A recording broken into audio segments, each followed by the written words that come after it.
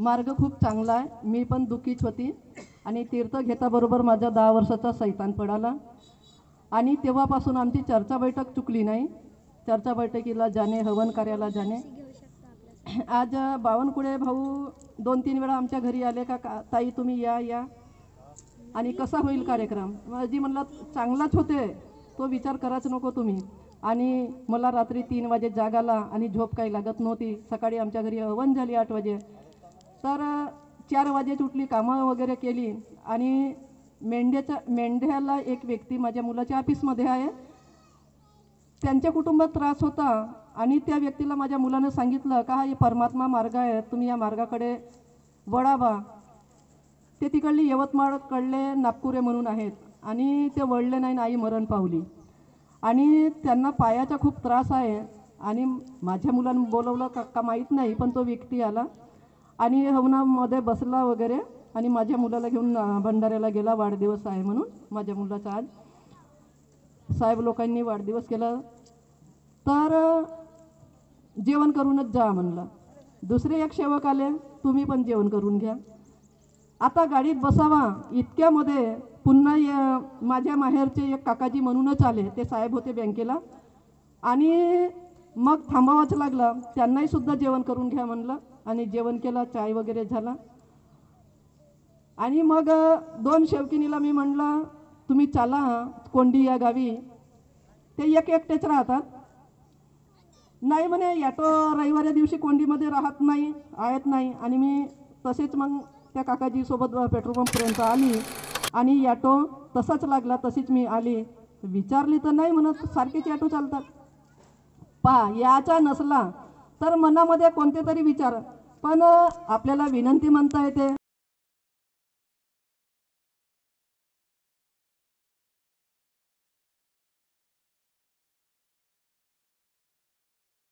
आम्ही मार्गात येतो, कुटुंबासहित दुःखात राहतो, कुटुंबासहित कार्यकर्त्या साहेबाकडे जातो आणि ते समजावून सांगतात, आम्ही हो होच म्हणतो, पण दुःख दूर झाले का चर्चा बैठक आमची विसरत जाते। फोटो आली का त्यापेक्षाही विसरत जाते आणि एकटा गेला तरी चालते असे म्हणतो। पण एखाद्या कुटुंबामध्ये मामा मावशीच्या घरी जर लग्न असलं तर पूर्ण कुटुंबात सहित जातो, मी एकटीच जाऊ का म्हणतील, जवाई आले नाही, मुलं आले नाही, तू एकटीच आलीस। एक दिवस एका गावची पत्रिका आली आहे ना, चलानबाई म्हणला का कार्यक्रमाला, ती बाई म्हणू लागली का तुमच्या घरी पत्रिका आली, तुम्हीच पहा गाडी आणि बायांना शेवकिनींना बघा। सगळेच म्हणजे खांद्यावर त्या कार्यकर्त्याच्या धूर मांडलेली आहे, पण बाकीच्या तुमची कामं आहेत ना का, चला बघ चर्चा बैठकीमध्ये हवन कार्य सांगितलं आहे तर आपलाही काम आहे जाण्याचा। आता लिल्लारे भाऊने सांगितलं का कुत्र्याला मार्ग कळला, चर्चा बैठक त्या कुत्र्याला कळली। बाबा सावरला या गावी गेले, त्या बैलाचं नाव सुद्यानं बुद्या होता, तर त्यांनी म्हटलं पाटलांनी का बाबा आले नमस्कार करा, त्या बैलानं ओळखला बाबाला, पाय टेकला। मोहगाव देवीच्या मोहगावमध्ये माजरीनं आणि कुत्र्यानं कार्य केले। घरचा माजरनं कुत्रा होता, तो कुत्रा नदीवर जायचा, सूर नदीवर, आणि पाण्यात बुचकाडी मारून यायचा। गंगारामध्ये मातीचे गंगार होते अगोदर, त्याच्यामध्ये ते उलटी पालटी माजर होऊन विनंतीला बसायचे। आपल्याला का बरं कळत नाही।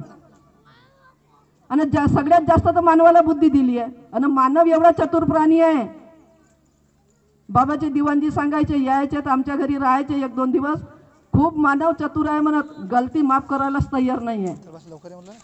आणि आता हे समोर जागा आहे इतकी सुटली, आपण सगळे मागच बसतो, पण एखादा ऑर्केस्ट्रा वगैरे राहू द्या का ते हंगामा वगैरे म्हणतात, तर समोरच जागा भरून जाते, मागं खुलीच राहते। तर एक मुलगा 5-6 वर्षाचा होता, हा मुलगा बसला आहे समोर, तर हा मुलगा नेहमीच चर्चा बैठकी ऐकायसाठी नाही का समोर बसत होता, एका शेवकांचा मुलगा, आणि म्हातारे मंडळी मागं बसायचे। पण त्या गावामध्ये एका बाईला खूप सैतान आला का 10-20 लोकांना तो पेलत नव्हता, खूपच सैतान आला। तर जवळ कोणी त्या बाईजवळ जात नव्हते, एवढा सैतान। तर आता या बाईला कुठं न्यावा, का न्यावा, एवढा सैतान आला। पण 6-7 वर्षाचा मुलगा म्हणते मी हा सैतान काढतो, म्हणते शेवकाचा मुलगा। आता तिथले लोक म्हणायचे एवढे 10 लोक भेट आहेत, घाबरत आहेत, त्या बाईजवळ जात नाही आहेत, आणि हा एवढूसा मुलगा का सांगते म्हणते का मी सैतान काढतो। हो काजी म्हणते काढतो म्हणते। पण एक सेवा पुन्हाही म्हातारा व्यक्ती आले, त्याचे बाबाजी अजी म्हणते मी मार्गातो पण मला नाही समजत एवढा म्हणते, पण हा पोरगा काढते म्हणते, काढल म्हणते. ठीक आहे म्हणते. तो मुलगा घरी गेला, तीर्थ बनवून आणलं आणि त्या बाईच्या डोळ्यावर म्हणजे चेहऱ्यावर मारलं आणि थोडंसं पाणी पिवायला दिलं.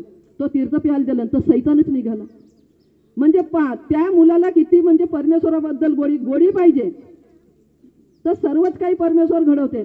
आता याची 10 वर्षाची अगोदरची घटना आहे. मोरगाव, हा मालगाव जवळचा मोरगाव, त्यांचे कार्य चालू असताना एका कार्यकर्त्याकडे कार्य घ्यायला गेले आणि कार्यकर्ता घरी नसताना एका मैतीला गेले होते आणि ते कार्यकर्ता मैतीवरून आले आणि हे अंगणातच पती पत्नी बसले होते. आता कुडता राहते ना, कुडता आता अशी मान करून तो उलटा करून काढावा लागते कुडता. आता कुडता उलटा करून काढला तर 100ची नोट पडली त्या कुडत्यातून.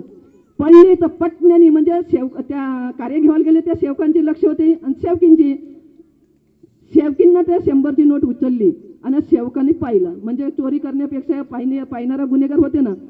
आता त्यांना काही माहीत नाही माझे 100 रुपये पडले म्हणून त्यांनी आंघोळ केली, विचारपूस केली आणि कार्य दिले. कार्य दिल्यानंतर या बाईनं 100ची नोट उचलली, घरी आली आणि विषच पिऊन टाकला. काही नाही विषच पेली. आता भंडाऱ्याच्या दवाखान्यामध्ये भरती केला. 15 दिवस झाले पण कोमातच गेली. ते कोमात गेली म्हणजे काही बोलता का म्हणा, ICU मध्ये होते. मी अचानकच कशात तरीसाठी कोणीतरी भरती होता डिलिव्हरीचाच. मी गेल्यानंतर त्या मुलीची आई मिळाली. मला कसे काय इथं, माझी मुलगी कोमात गेली आहे म्हणते, विष पेलं. हो का, कशासाठी माहीत नाही म्हणते. पण मग अशीच चर्चा गावात रंगली आणि त्याला विचारलं त्या सेवकाला का काय झालं, तुमच्या भांडण नाही काही नाही, का झालं कोमामध्ये पत्नी गेली. तर ते म्हणू लागले का आम्ही कार्य घेवायला गेलो कार्यकर्त्याच्या घरी, ते मैतीहून आले ना, आंघोळीला गेले तर कुडता असा कपडे काढताना उलटा केला तर ते 100 रुपये पडले बा आणि पत्नीनं उचललं ना, मीनं पाहिलं.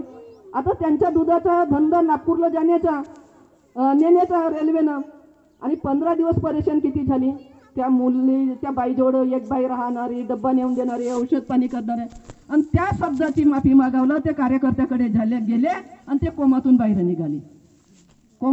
निघाली आणि चांगली झाली. पण त्यांचा दुधाचाही धंदा डुबला. त्या बाईची प्रकृती बिघडली आहे, अजूनही ते शुद्धीवर आलेली नाही आहे, कमजोर म्हणजे कमी डोक्याचं झाल्यासारखी झाली. तर या